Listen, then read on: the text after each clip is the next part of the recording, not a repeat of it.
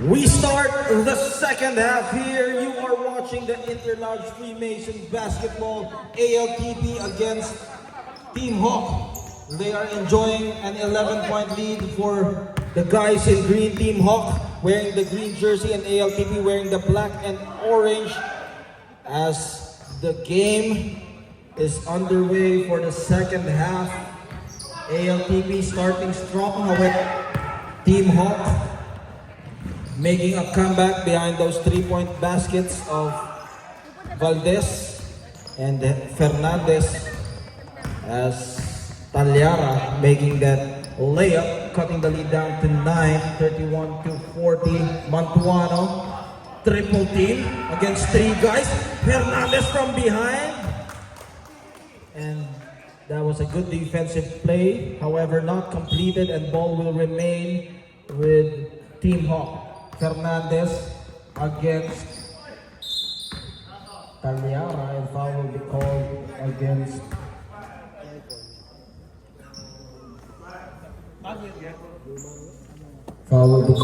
Talyara. 13. Baseline throw-in and stolen away by Talyara, and Talyara missing that wide open layup, but good defensive play by Ferrer from the corner. Fernandez, quick first step, but Soriano able to stop him. Suase to Talyara, and Talyara cutting the lead down to 7, 33-40. Well, you gotta appreciate the teamwork of Suase, unselfish play, giving to a much wide open Talyara, who was able to convert. 40-33 remaining. 14-33 is our score from the corner. Camantigue connects from the corner pocket. Fernandez thought about it to Talyara. Talyara fires away. Ball tracked down. Reverse. Nope, not this time for Suase, but Talyara again. 6 points for Talyara in the second half. Well, he has been leading his team here in the second half, and they are looking at a single-digit ball game, 43-35, 8-point game behind Talyara's aggressive offensive throws. Paraiso short. They battle for the loose ball, and Mantuano will be hacked. And a chance for them to complete the three-point play, as Suase will be called for his first foul. Ba kay Suase? Second personal foul for Suase. 2 free throws will be given to Mantuano. One free throw only because of the three-point play. Too strong. Hernandez throws it. And Talyara again, 8 points here in the second half. All points coming from Talyara. He doesn't want to go 0-2 in this tournament, as he's determined to make this win. Talyara bounce pass to Hernandez. Finally, some contributions from his teammate. ALTP just down by 6, 45-39. Team Hawk still in the driver's seat. Fernandez using the pick. Season opening. Back to Camantigue. Camantigo able to make that a while ago, but Mantuano picking those boards. Mantuano just right in position to get that offensive board. 47-39. Mantuano will try to complete again the three-point play. This time he misses. Well, those are 2 free throws missed by Mantuano. However, those offensive rebounding from him. Suase, Butterfinger substitution. This time this is a real substitution. Valdez in the ball game. Replacing Paraiso. Baseline throw, Talyara. Talyara, Mamba mentality. Quick release from Talyara, cutting the lead down to 6, 47-41 there. 10 points for Talyara in the second half. Coming out alive here. Let's see if he can lead his teammates to inspire them to make a run. Baseline. Throws too strong. Valdez. Backcourt violation. A chance for them to go closer here. Let's see. San Juan from the corner. San Juan lighting it up from the corner, cutting the lead down to 3, and now coming from behind, from as up as 12 points. ALTP just down by 3. Let's see if they can convert. Soriano from behind. Talyara gunning for his 2-point chase down from Fernandez from behind and losing the handle. Fernandez with that recovery, chase down. Fernandez on the run. Pedals back. And foul will be called. Substitution.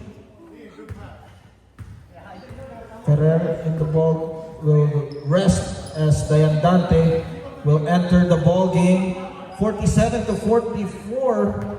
What a defensive play by Fernandez, creeping from behind. Valdez shoots and turns.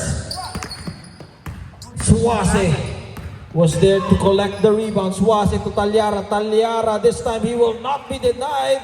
And we are looking at a 1-point game, 47-46 with 13 minutes left here in the second half. Fernandez was not there for the defensive play. Fernandez lets it fly. Back iron. Camantigue, offensive rebound. Against the double team, squeezing himself. Montano, 3-on-1 situation. Suase to Hernandez, back to Talyara, and Talyara 14 points in the second half alone for Talyara. That inspiring run by Talyara. Valdez, no one to bother him. Too strong. Valdez gets his own board to Fernandez. Fernandez sees Montuano, eye in the sky play. Montuano, beautiful play. 49-48. ALTP again down by 1. Talyara cross court to Suase. Suase takes it closer with the finger roll. Baseball pass, outlet. Dayandante, too strong on that layup, gets his own miss. As Fernandez making that lead to 3, 51-48. Team Hawk up by 3 with 12 minutes remaining. And let's wait for the ref's call. Okay, same possession. San Juan. Same ball here. Kick ball, yeah. 2 points for Talyara. 51-50. 16 markers for Talyara. He has been hot here in the second half alone. What a ball game.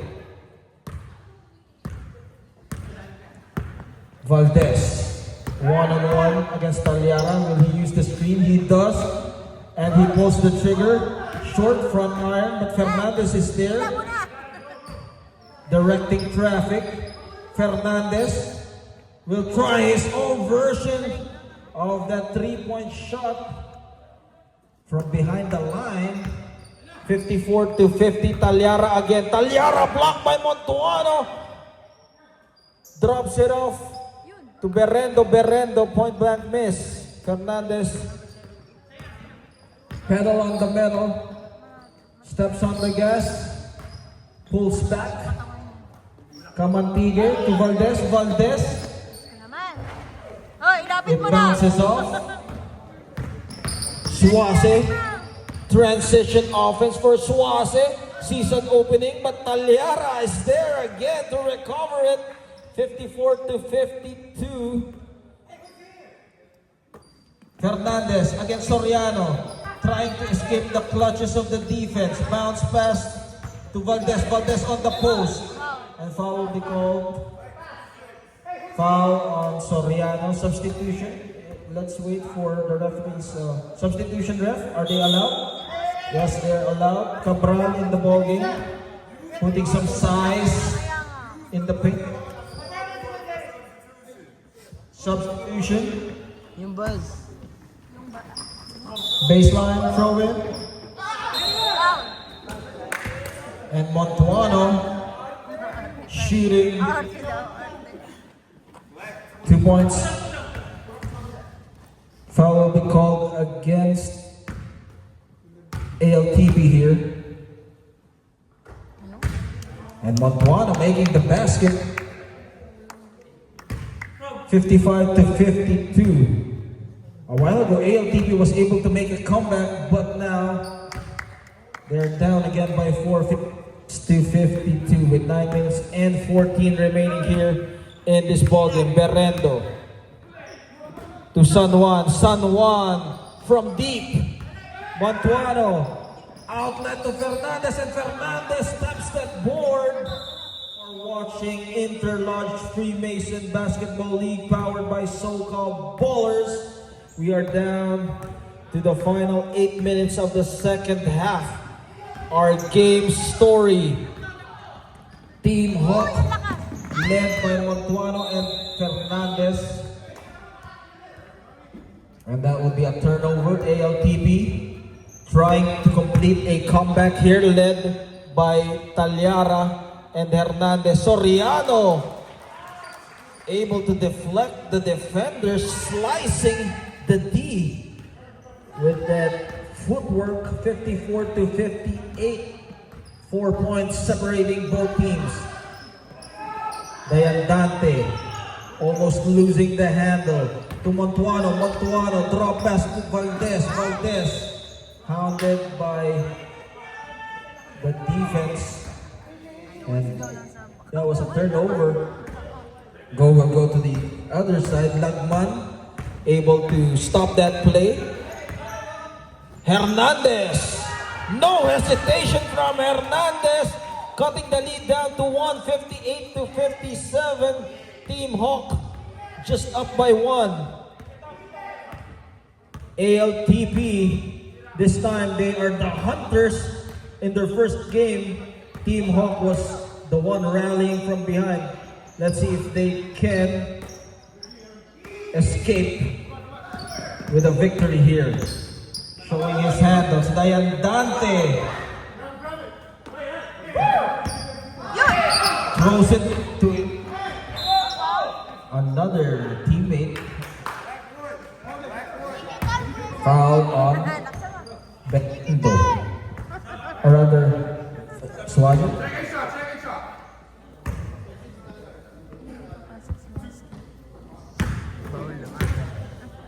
Berrendo.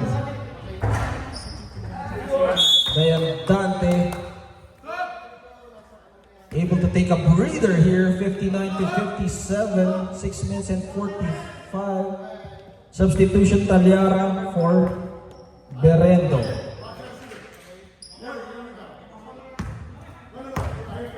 While he's on the free throw line, this is the best time for us to promote our YouTube page, so-called Ballers. So make sure to subscribe and follow our page if you want to watch the games. Recap of the games. Point blank miss from Suaze. And that would be a turnover. The pass was too strong from Montuano. Good intentions, however, unable to complete it. 3-point lead by Team Hawk. Let's see if ALTP has some answers on this possession. Suaze, they go baseline. Hernandez will be hacked by Camantigue. Foul on number 8, that's Camantigue. How many fouls? That's 2 personal fouls on Camantigue. And free throws will be rewarded to Hernandez.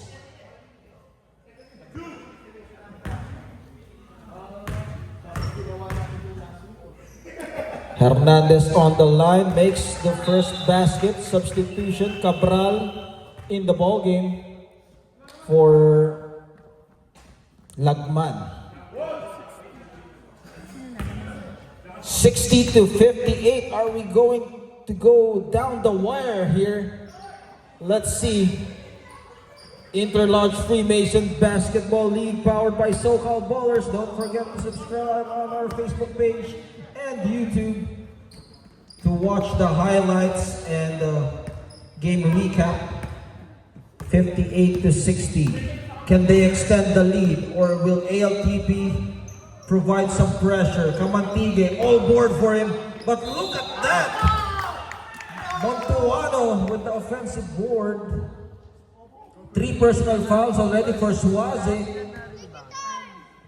And they gotta do something there for Montuano, as Montuano just picking up those offensive boards. No one boxing him out, as he's just getting those rebounds unmolested. 4 minutes and 18 remaining here in this beautiful Sunday, Super Bowl Sunday. Again, offensive rebounding has been the story here for Team Hawk, as they've just been lording over the boards. However, that will be a turnover. Backcourt, Talyara looking at Suaze. Suaze with the layup, dribble drive, baseball to Dayandante. Dayandante, no one to pass to. Valdez slow things down. Kamantige to Valdez. Valdez facilitating here, crossover. Valdez sees an opening, pulls the jumper, unable to convert. Talyara, pedal on the metal. Talyara drops it up to Suaze. Hernandez, pump fake, closer, baseline. Suaze, offline for him. Fernandez against Soriano, using that footwork, showing us his handles. With the cutting Valdez down low. Nope.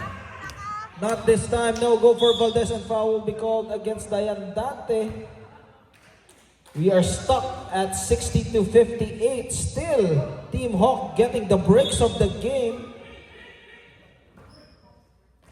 Do we continue play here as Talyara ties the ball game 60 apiece? 2 minutes and 40 remaining. We are down the wire again. Second time for Team Hawk. Will they escape or will they falter down? Let's see. Fernandez against Suaze. 1-on-1. Being tightly guarded. Montuano there again underneath the basket. Well, that has been his position down low. Montuano coming from behind. Soriano, he sees a gap through the hole. Fernandez again, very timely for him. Being pressured, able to escape, challenging the double team, and now he's down. Foul will be called against number 12. Or rather, that's Talyara will be fouled.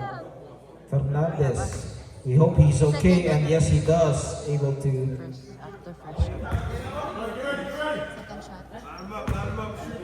We hope nothing serious for Fernandez on the line with 1 minute and 45. Are we still running time? 62-60. Fernandez extends the lead to 3. Still anybody's ball game. Musni in the ball game. Can he make it a 2-possession ball game? Let's see. And the shooter's bounce for Fernandez. 4-point lead, Team Hawk. Suaze. Suaze takes it closer, takes it strong. Nope, no good. Musni using the clock on their side with 57 seconds remaining. Dayandante being pressured by Hernandez. Musni. Kamantige again. Who's there? Montuano was there underneath the paint. No, they have no answer for Montuano. Well, Montuano has been doing the damage down low in the paint. So if you are watching this game, Montuano has been making a living in the shaded area. 20 seconds remaining here. Talyara, drop pass, 66-60. This is still anybody's ball game, 2-possession ball game with 17 seconds remaining. Team ALTP, are they going to be 0-2 in this tournament? Let's see. Baseline, Cabral, quick pass to Soriano. Soriano launches it. They tap it away. Suaze, turnover again. And that has been the main story of this ball game. Well, you gotta give it to Montuan.